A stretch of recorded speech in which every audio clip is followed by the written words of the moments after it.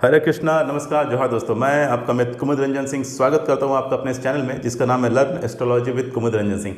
दोस्तों, मैं अपने निवास स्थान जमशेदपुर झारखंड से आप लोगों के समक्ष उपस्थित हूं।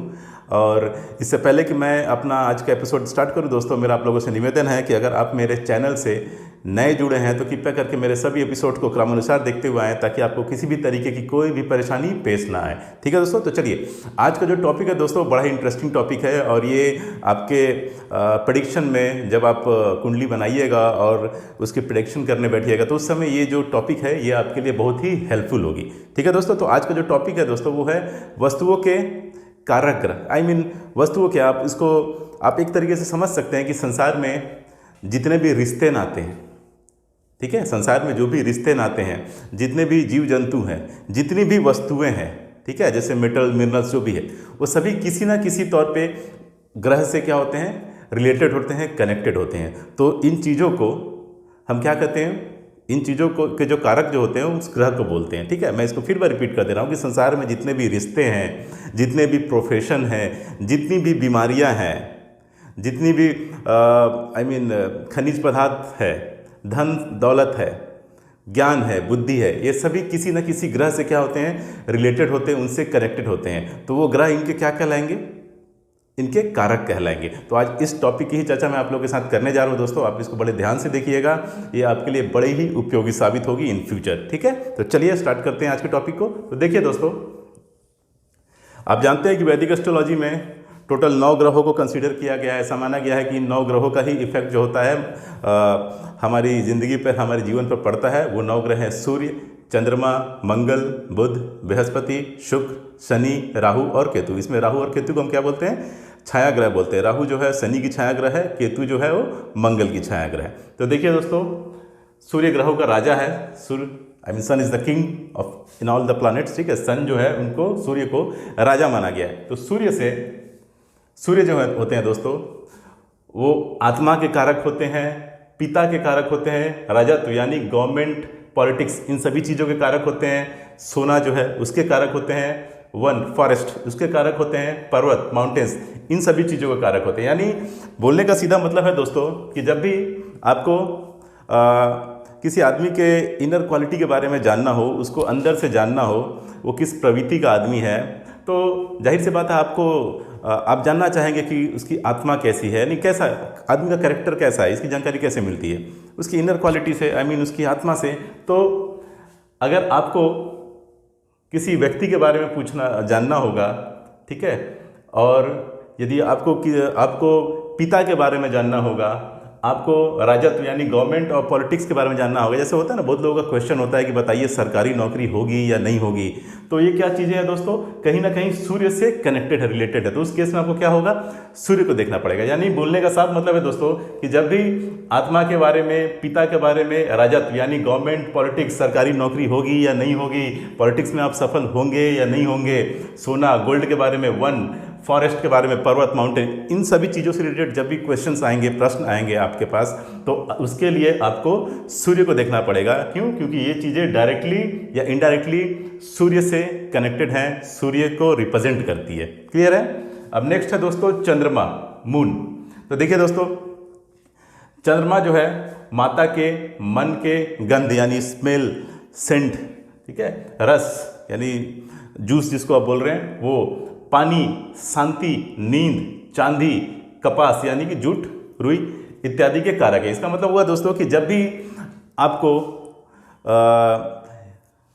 माता के बारे में कोई क्वेश्चन आए, माता से रिलेटेड कोई क्वेश्चन आए, मन से रिलेटेड कोई क्वेश्चन है कि किस प्रवृत्ति का आदमी है, चंचल है, कल्पनाशील है या नहीं है, बहुत जल्दीबाजी में निर्णय लेता है या क्या करता है, या जल्दी डिप्रेशन में चल जाने वाला व्यक्ति है या कैसा है, इन सभी के बारे में जब जानना हो, या गंध के बारे में यानी जो सेंट है, जो स्मेल है, उसके बारे में, रस के बारे में, रस मीन्स जूस, पानी वाटर, शांति पीस, नींद स्लीप, चांदी चांदी मीन्स सिल्वर, कपास मतलब रुई, इन चीज़ों के जो होते हैं कारक जो होते हैं वो चंद्रमा होते हैं। तो जब भी इन चीज़ों के बारे में प्रश्न आएगा, इन चीज़ों के बारे में जब भी विचार करना होगा तो आपको चंद्रमा को देखना होगा कुंडली में। क्लियर दोस्तों? तो चंद्रमा इन चीज़ों का कारक है, माता का, मन का, गंध का, रस का, पानी का, शांति का, नींद का, चांदी का, कपास का, इन सभी चीज़ों के कारक है। आप देखते होंगे ना, कभी किसी किसी लोगों को नींद की बहुत प्रॉब्लम होती है, वो जल्दी सो नहीं पाते हैं या स्लीपिंग पिल्स खाते हैं, ठीक है, सोने की दवा, नींद की दवा खा खा के सोते हैं। तो कहीं ना कहीं अगर उस तरीके के लोगों की कुंडली आप देखिएगा तो आप जरूर देखिएगा कि उसमें कहीं ना कहीं चंद्रमा की जो स्थिति है वो डामाडोल है, कहीं ना कहीं वो दोषयुक्त है, कहीं ना कहीं उस पर किसी पाप ग्रह का प्रभाव है या उस पर ग्रहण है, कुछ ना कुछ उसके कुंडली में, उस व्यक्ति की कुंडली में चंद्रमा के साथ अच्छा नहीं हो रहा होगा। चंद्रमा की जो स्थिति होगी उस कुंडली में वो अच्छी नहीं होगी, या तो ये भी हो सकता है कि वो बड़ा ही निर्बल हो, चंद्रमा जो है वो निर्बल हो, ठीक है। तो इन सभी चीज़ों के बारे में जब आपको पता करना होगा तो आपको चंद्रमा को देखना पड़ेगा कुंडली में। नेक्स्ट है दोस्तों मंगल। तो देखिए दोस्तों, मंगल जो है सत्व यानी हिम्मत और पराक्रम को रिप्रेजेंट करता है, मकान को रिप्रेजेंट करता है, भूमि को रिप्रेजेंट करता है यानी जमीन को, छोटे भाई को रिप्रेजेंट करता है, पुलिस, फौज, इन सभी को रिप्रेजेंटेटिव जो है वो मंगल है। शत्रु, आपके जो इनिमी है, उन सभी के जो रिप्रेजेंटेटिव है वो मंगल है। तो जब भी आपको किसी व्यक्ति के साहस के बारे में जानना होगा कि हाँ ये साहसी है या डरपोक है या निर्भीक है, तो उस केस में आपको मंगल को देखना पड़ेगा। आपके पास कब मकान होगी, कब आप ज़मीन खरीद पाएंगे, इन सभी चीज़ों को देखना होगा तो मंगल को देखना होगा। छोटे भाई के बारे में मालूम करना होगा तो भी मंगल को देखना पड़ेगा। पुलिस, फौज, ठीक है, इन सभी चीज़ों में आप जा पाओगे या नहीं जा पाओगे, उसके लिए आपको मंगल को देखना पड़ेगा। और शत्रु यानी आपके इनमी, यानी आपके जो शत्रु हैं, आपके जो दुश्मन हैं, उसके बारे में भी जब आपको जानकारी हासिल करनी होगी तो अपनी कुंडली में आपको मंगल को देखना होगा। क्लियर दोस्तों। नेक्स्ट है दोस्तों बुध। तो देखिए दोस्तों, बुध जो है बुद्धि के लिए, बुद्धि एक तरीके से समझ लीजिए ना, एक बोलते हैं ना स्ट्रीट स्मार्ट, यानी कुछ लोग ऐसे होते हैं ना जो भले ही बहुत ज़्यादा पढ़ाई में बहुत ही उनके पास हायर डिग्री नहीं हो, ठीक है, डॉक्टर नहीं हो, इंजीनियर नहीं हो, पीएचडी नहीं हो, लेक्चरर प्रोफेसर नहीं हो, लेकिन फिर भी कहीं ना कहीं क्या होते हैं वो स्ट्रीट स्मार्ट होते हैं, यानी उनकी वाणी में इतना दम होता है, इतनी शक्ति होती है कि सामने वालों को बिना प्रभावित हुए, सामने वाला जो है बिना प्रभावित हुए रह नहीं सकता, और बड़े बड़े काम वो अपनी वाणी से साध लेते हैं। क्लियर है दोस्तों। तो वैसे लोगों की जानकारी भी अगर आप देखिएगा कुंडली में, जब वैसे लोगों को देखना होगा तो उसके लिए आपको बुध को देखना पड़ेगा। वैसे लोग जिनकी वाणी में बहुत क्षमता है, बहुत इंप्रेसिव है, कहीं ना कहीं उनकी कुंडली में बुध जो होगा बहुत स्ट्रांग होगा, मजबूत होगा। क्लियर है। तो बुद्धि और वाणी के लिए आपको बुध को देखना पड़ेगा। व्यापार, बिजनेसमैन, ठीक है, बिजनेस को देखने के लिए भी आपको बुध को देखना पड़ेगा, क्योंकि जब तक आपकी वाणी ठीक नहीं होगी बिजनेस करने की तो उम्मीद आप छोड़ ही दीजिए। क्लियर है। क्योंकि बिजनेस, कोई भी बिजनेस देखिए दोस्तों, उसके लिए विनम्रता की जरूरत होती है, पोलाइटनेस की जरूरत होती है, एक अच्छी वाणी की जरूरत पड़ती है। आप जैसे आप देखते होंगे ना, कहीं कहीं आप 1-2 रुपए ज़्यादा खर्च करके बगल के दुकान से सामान ले लेंगे, लेकिन अपने घर के सामने वाले दुकानदार से वो सामान नहीं लेंगे। क्यों? क्योंकि कहीं ना कहीं उसका जो वाणी है वो आपको दिल में चुभता है। तो आप क्या करते हैं, थोड़ा मेहनत आप कर लेंगे, थोड़ा दूर जरूर चले जाएंगे, लेकिन उस दुकानदार से नहीं लेंगे जिसकी वाणी तीखी होगी। तो बिजनेस भी है जो कंप्लीटली जो आपका होता है डिपेंड करता है बुध पे। गणित, मैथमेटिशियन, मैथमेटिक्स, मैथ्स में आप कैसे हैं उसकी जानकारी के लिए भी बुध को देखना पड़ेगा। मित्र, आपके जो फ्रेंड है, फ्रेंड सर्किल जो है, उसकी जानकारी के लिए भी आपको बुध को देखना होगा। बीमा एजेंसी यानी LIC जो होते हैं, लाइफ इंश्योरेंस कॉर्पोरेशन, और दूसरे देशों में अलग अलग होंगे, ठीक है, लेकिन बीमा एजेंसी जो होती है वो भी कहीं ना कहीं उनको भी बुध ही रिप्रेजेंट करता है। नाटककार, जैसे थिएटर में जो ये करते हैं, एक्टिंग करते हैं, ठीक है, कलाकार, शिल्पकार, मूर्तियाँ वूर्तियाँ बनाने वाले।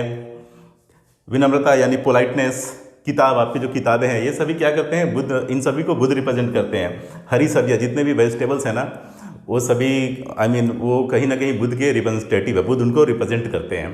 क्लियर है दोस्तों। तो इस तरीके से क्लियर हो गया कि बुध जो है बुद्धि के, वाणी के, व्यापार के, गणित मीन्स मैथमेटिक्स, आपके मित्र यानी फ्रेंड सर्किल, बीमा एजेंसी, नाटककार, कलाकार, विनम्रता, किताब, हरी सब्जियां के इत्यादि के कारक है। ठीक है। देखिए, जिनकी कुंडली में बुध ग्रसित होगा ना, यानी अच्छा पोजीशन नहीं होगा, सही प्लेसमेंट उसकी नहीं होगी, वैसा व्यक्ति कभी भी नाटककार और कलाकार नहीं बन सकता है। वैसा व्यक्ति, अब कलाकार बोलने का मतलब क्या है, जैसे कविता पाठ करना, या आज के डेट में आप देखते होंगे ना टीवी में बहुत सारे शो आते हैं, लाफ्टर शो, जो हंसाते हैं लोगों को, उस तरीके के व्यक्तित्व के लिए, उस तरीके का लोग बनने के लिए आपकी कुंडली में बुध का मजबूत होना निहायत ही जरूरी है, क्योंकि मेन जो उनकी ताकत है वो उनकी जुबान में है, उनकी वाणी में है।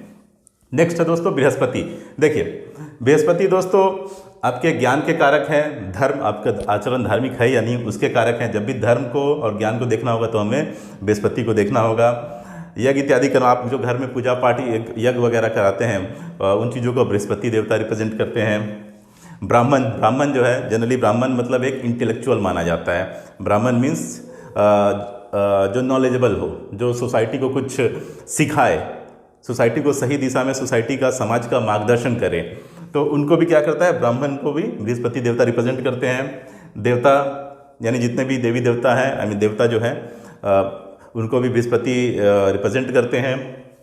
मंदिर को भी बृहस्पति देवता रिप्रेजेंट करते हैं। पुत्र, आपकी कुंडली में जब आपके पुत्र के बारे में देखना होगा, यानी आपका पुत्र कब होगा, कैसा होगा, उसकी जब जानकारी लेनी होगी तो उसके लिए भी बृहस्पति को देखना होगा। पति, स्त्रियों के लिए पति यानी जो फीमेल हैं, लेडीज़ हैं, उनके लिए उनका हस्बैंड कैसा होगा, उसके लिए, उसको देखने के लिए भी हमें बृहस्पति को देखना पड़ेगा। ठीक है दोस्तों, तो इस तरीके से बृहस्पति जो हो गए आपके ज्ञान के, यानी कि नॉलेज के, आपके धर्म के, यज्ञ इत्यादि कर्म के, ब्राह्मण के, देवता के, मंदिर के, पुत्र के, पति के इत्यादि, इन सभी चीज़ों के कारक होते हैं। इन सभी चीज़ों के लिए चीज़ों को रिप्रेजेंट करते हैं। अब आते हैं दोस्तों शुक्र देवता। तो देखिए, शुक्र देवता से पत्नी के बारे में देखा जाता है। आपकी कुंडली में, किसी लड़के की कुंडली में, व्यक्ति की कुंडली में, आई मीन जैसे मेल है तो उसकी कुंडली में अगर उनकी वाइफ को देखना होगा कैसी होगी, तो उसके लिए क्या देखना पड़ेगा, आपको शुक्र की पोजीशन देखनी पड़ेगी कुंडली में, शुक्र को देखना पड़ेगा, स्टडी करना पड़ेगा। अन्य स्त्री, आपके साथ काम करने वाले, जैसे जहाँ आप काम करते हैं, मान लीजिए वहाँ और भी बहुत सारे लेडीज़ कलीग हैं, तो उन सभी को भी क्या करते हैं, शुक्र देवता रिप्रेजेंट करते हैं। काम शास्त्र, यानी एक तरीके से समझ लीजिए कि जो आप इसको क्या मतलब, आप, मुझे मालूम है आपको इसके बारे में जानकारी होगी। काम शास्त्र मतलब जो भी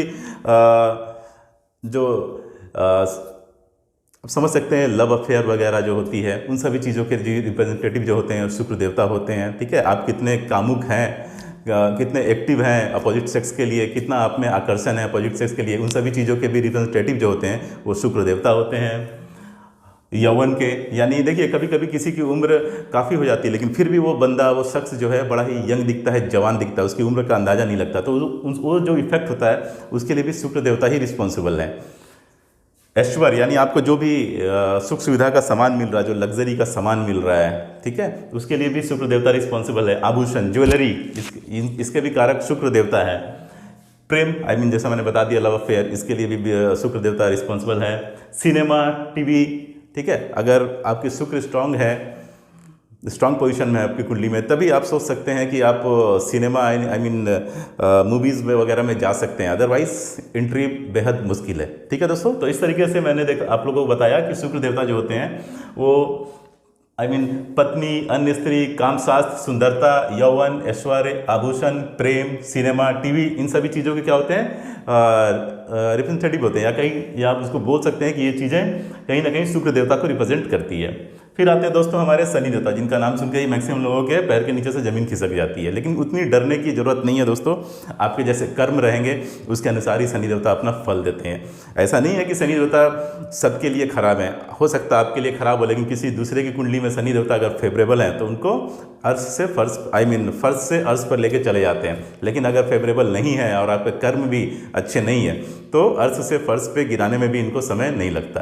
तो देखिए दोस्तों, शनि देवता जो होते हैं वो आपके दुख को रिप्रेजेंट करते हैं, रोग को, जो बीमारियां होती है उसको रिप्रेजेंट करते हैं, क्योंकि देखिए लंबी जो बीमारियां चलती है ना, उसको कहीं ना कहीं शनि देवता रिप्रेजेंट करते हैं। शनि देवता लंबी बीमारियों को रिप्रेजेंट करते हैं, और कभी कभी तो ऐसी बीमारी को रिप्रेजेंट करते हैं जो कभी ख़त्म ही नहीं होती, जब तक आपके जीवन चल रहा है तब तक वो बीमारी आपके साथ है, तो वैसे रोगों को भी शनि देवता रिप्रेजेंट करते हैं। फिर दोस्तों आपकी आयु, यानी आपकी लाइफ स्पेन कितनी होगी, एज कितने लंबे जिएंगे आप, उसको भी शनि देवता रिप्रेजेंट करते हैं। आपके घर में काम करने वाले नौकर चाकर, जितने भी नौकर और चाकर आपके घर में काम कर रहे हैं, आई मीन उनको आप जिसको बोल सकते हैं आपकी 3rd क्लास या 4th क्लास एम्प्लॉई, ठीक है, जैसे इंडस्ट्री वगैरह में भी जो काम करते हैं, जो मेहनत वाला काम कर रहे हैं, जैसे वेल्डर, रीगर, फिटर, या जो भी मेहनत वाला काम कर रहे हैं, उन सभी का जो रिप्रेजेंटेटिव वो कौन है, शनि देवता है। क्लियर है। फिर भैंस, जानवरों में भैंस जो है उनके वो भी कहीं ना कहीं शनि देवता को रिप्रेजेंट करते हैं। घोड़ा शनि देवता को रिप्रेजेंट करते हैं। वैराग्य यानी अकेलापन रहना, थोड़ा दीन दुनिया से मन उब जाना, वैराग्य। एकांत यानी एकांत का मतलब होता है दोस्तों कि एकदम शांति, ज़्यादा भीड़ भाड़ पसंद नहीं करना। एकांत, मृत्यु, आपकी मृत्यु यानी जीवन लीला का समाप्त हो जाना। आप जो डर रहे हैं, चिंता, ठीक है, आप जो चिंता कर रहे हैं किसी भी चीज़ों को लेके, अपने दैनिक जीवन को लेके, अपने जॉब को लेकर के, या अपने पारिवारिक मामलों को लेकर के, उन सबों को भी शनि देवता रिप्रेजेंट करते हैं। डर, जो आपको डर लगता है किसी चीज़ों को लेकर के, उन सभी के रिप्रेजेंटेटिव भी शनि देवता है। अहंकार, ईगो जो प्रॉब्लम है उसके रिप्रेजेंटेटिव भी शनि देवता है। तो इस तरीके से दोस्तों शनि देवता आपके दुख को, रोग को, आयु को, नौकर चाकर को, भैंस को, घोड़ा को, वैराग्य को, एकांत को, मृत्यु को, चिंता को, डर को, अहंकार को, इन सभी चीज़ों के क्या होते हैं, कारक होते हैं। इन सभी चीज़ों पर इनका इफेक्ट होता है, या एक तरीके से बोल सकते हैं कि ये जो चीज़ें हैं कहीं ना कहीं ये शनि देवता को रिप्रेजेंट करती है। अब नेक्स्ट आते हैं दोस्तों राहु देवता जो होते हैं शनि की छाया ग्रह माने जाते हैं। ठीक है, राहु देखिए, भूत प्रेत, जादू टोना, सर्प यानी सांप, अंधकार, डार्कनेस, जुआ, सट्टा, लॉटरी, कोई वस्तु खो गई है, या छिपा हुआ धन, इन सभी चीज़ों के जो कारक होते हैं वो राहु देवता होते हैं। कभी कभी लंबी चलने वाली बीमारियों के कारक भी राहु होते हैं। क्लियर है दोस्तों? तो जब इन चीज़ों से रिलेटेड प्रश्न आपके पास आएगा तो आपको क्या देखना पड़ेगा, आपको राहु को देखना पड़ेगा। क्लियर है? भूत प्रेत, जादू टोना, सर्प यानी सांप, अंधकार यानी डार्कनेस, जुआ, गैम्बलिंग, सट्टा, लॉटरी, खोई हुई वस्तु, छिपा हुआ धन, इन सभी चीज़ों के कारक जो होते हैं राहु होते हैं। अगर आप शेयर मार्केट में एक्टिव है दोस्तों तो कहीं ना कहीं आपको अपनी राहु को देखना पड़ेगा। ठीक है, क्योंकि वो भी तो एक गैम्बलिंग ही है। शेयर मार्केट जो है वो लाख लोग बोलें कि मैंने इस शेयर की फंडामेंटल्स पढ़ लिया है, हाँ इसका P/E रेशियो देख लिया है, इसका EBITDA देख लिया है, सब कुछ अच्छा है, कंपनी की रेवेन्यू बहुत ज़्यादा है, बहुत प्रॉफिट में है, लेकिन कहीं ना कहीं आप इस चीज़ को दरकिनार नहीं कर सकते दोस्तों कि शेयर मार्केट जो है टोटली एक गैम्बलिंग है। अगर एक व्यक्ति चाहे तो पूरे के पूरे एक कंपनी के शेयर को अप एंड डाउन कर सकता है, और ऐसे लोग होते हैं। ठीक है, आप इंडिया में ऐसे लोगों को नाम जानते भी होंगे, इसके ऊपर एक वेब सीरीज़ बन भी गई है, आप उसको भी देखे होंगे। तो कहीं ना कहीं क्या है, शेयर मार्केट कोई फंडामेंटल पे बेस नहीं है, ठीक है, कोई सेंटिमेंट्स पे बेस नहीं है, बस इसको कुछ बड़े बड़े खिलाड़ी जो होते हैं ऑपरेट करते हैं, बाकी जो छोटी मोटी जनता होती है वो इसमें अपना, अगर आज 2000 कमाएगी तो कल 10,000 लॉस करके निकलती है। तो आपके लिए शेयर मार्केट कैसा रहेगा, कहीं ना कहीं उसको देखने के लिए आपको राहु को देखना पड़ेगा दोस्तों। क्लियर है? नेक्स्ट है दोस्तों केतु। तो देखिए दोस्तों, केतु जो होता है मोक्ष के, यानी बस दिन दुनिया से मन भर गया, भगवान अब शांति दो, बैकुंठवास में अपने चरण में हमें स्थान दो, समझ गए? मोक्ष का मतलब वही है। तो जब दिन दुनिया से मन उब जाए और आप चाहें कि भगवान मुझे दोबारा जन्म नहीं चाहिए, मुझे अपने चरण कमलों में शरण दो, उसको ही हम बोलते हैं मोक्ष। तो जब वैसा आदमी जो होता है कल्पना जब करने लगता है तो कहीं ना कहीं उस पर क्या होता है, केतु का इफेक्ट होता है। क्लियर है? दुख, केतु से हमें दुख भी मिलता है, यानी दुख को भी रिप्रेजेंट करते हैं। कुष्ठ रोग, ठीक है, जो कुष्ठ रोग होता है वो भी वो भी उसके लिए भी रिस्पॉन्सिबल केतु देवता है। चर्म रोग, स्किन से रिलेटेड जो रोग हैं वो भी कहीं ना कहीं उसके भी के लिए रिस्पॉन्सिबल भी केतु देवता है। फिर ईर्ष्या यानी जेलसी जो है, केतु देवता इसको भी रिप्रेजेंट करते हैं। उदासीनता यानी बिल्कुल कोई इंटरेस्ट ही नहीं है, लाइफ में कोई रस ही नहीं है, एकदम नीरस टाइप का व्यक्ति, ठीक है, जिसको समाज में किसी दूसरे व्यक्ति से मिलना जुलना पसंद नहीं है, यानी बिल्कुल नीरस किस्म का व्यक्ति है। ना तो सिनेमा में इंटरेस्ट है, ना तो लोगों से मिलने जुलने में इंटरेस्ट है, इवन अपने बाल बच्चों और बीवी में भी इंटरेस्ट नहीं है। ठीक है, जो पड़ा रहने वाला व्यक्ति होता है, बिल्कुल समझ जाइए कि यूजलेस। तो उस चीज़ को भी जो होते हैं कहीं ना कहीं केतु देवता रिप्रेजेंट करते हैं। तो आज का टॉपिक दोस्तों इतना ही। मैं उम्मीद करता हूँ कि मैं अपने तरफ से मैंने अपना बेस्ट एफर्ट डाला है, आपको ये समझ में आया होगा। अगर इसके बाद भी अगर आपको कोई शंका है तो आप कमेंट सेक्शन में आकर के कमेंट कर सकते हैं। मैं कोशिश करूंगा कि उसका जल्द से जल्द रिप्लाई जरूर करूं। देखिए दोस्तों, ये जो मेन चीज़ें जो हैं, जो जिन चीज़ों के ये ग्रह रिप्रेजेंट करते हैं, उसको मैंने यहाँ पे आप लोगों के सामने मेंशन कर दिया। लेकिन इसके अलावा भी बहुत सारी चीज़ें हैं जो अभी भी मैं मेंशन नहीं कर पा रहा हूँ। उसके लिए ये बोर्ड कम पड़ जाएगी। जैसे जैसे और एपिसोड आगे बढ़ेंगे तो जैसे जैसे अगर उस चीज़ से रिलेटेड अगर कोई क्वेश्चन आया, उस चीज़ से रिलेटेड कोई टॉपिक आया, तो मैं उस समय आपको बता दूंगा। लेकिन मैक्सिमम जो है मैं यहाँ पे मेंशन कर चुका हूँ। जैसे देखिए कुछ चीज़ें छूट गई होगी, जैसे पृथ्वी के अंदर, अर्थ के अंदर जितने भी मेटल्स हैं, मिनरल्स हैं, ऑयल हैं, ठीक है, जैसे समुद्र के अंदर से आपके पेट्रोलियम वगैरह निकल रहे हैं, उन सभी चीज़ों के लिए रिस्पॉन्सिबल जो होते हैं कहीं ना कहीं क्या होते हैं, शनि देवता होते हैं। तो ऐसी ऐसी बहुत सारी चीज़ें हैं जो कहीं ना कहीं किसी न किसी ग्रह के बारे में छूट गई होगी, लेकिन फिर भी मैंने मैक्सिमम जो कवर करने की कोशिश की है वो कर दिया है, आप लोगों के सामने मेंशन कर दिया है। और कुछ अगर छूट भी गया होगा तो जैसे जैसे नेक्स्ट एपिसोड पे आएंगे ये सब टॉपिक की ज़रूरत तो हमें पड़ती ही जाएगी, उस समय जो थोड़े बोड़े छूटे हुए होंगे उसको भी मैं कवर कर दूंगा। तो मैं उम्मीद करता हूं दोस्तों कि मेरा आज का एपिसोड आप लोगों को पसंद आया होगा, और अगर ऐसा है तो आप मेरे इस वीडियो को लाइक कीजिए, शेयर कीजिए, मेरे चैनल को सब्सक्राइब कीजिए और बेल आइकन को जरूर प्रेस कीजिए, ताकि मैं जैसे ही कोई भी वीडियो यूट्यूब पे अपलोड करूं उसकी नोटिफिकेशन आपको मिल जाए और आप उसको एक्सेस करके इजीली देख पाएँ। तो आज के लिए दोस्तों इतना ही, विदा लेना चाहता हूँ, मिलूंगा नेक्स्ट एपिसोड में, तब तक के लिए नमस्कार, जय श्री कृष्णा, जय हिंद।